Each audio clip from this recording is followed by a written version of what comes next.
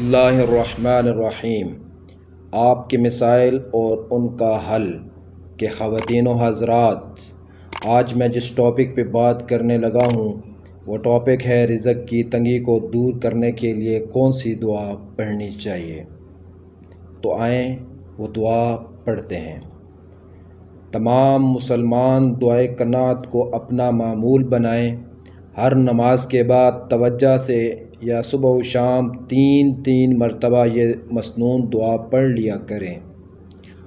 اللہم قنعنی بما رزقتنی وبارک لی فیما اعطیتنی۔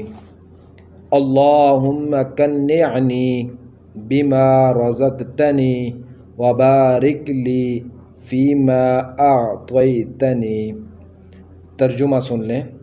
اے میرے پروردگار، آپ نے جو روزی مجھے دی ہے اس پر مجھے قناعت یعنی سرچشمی، اطمینان، خوشی اور کفایت عطا فرما دیجیے، اور آپ نے جو کچھ مجھے دیا ہے اس میں میرے لیے برکت عطا فرما دیجیے۔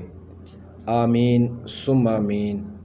ماشاءاللہ کتنی خوبصورت اور کتنی پیاری یہ دعا ہے، مسنون دعا، کہ آپ اگر صبح شام تین مرتبہ یہ دعا پڑھیں گے تو انشاءاللہ اللہ تعالیٰ آپ کو کبھی بھی رزق کی تنگی نہیں دیں گے۔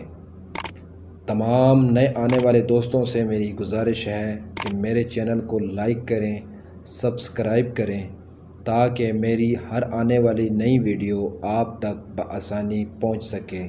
جزاکم اللہ الخیر۔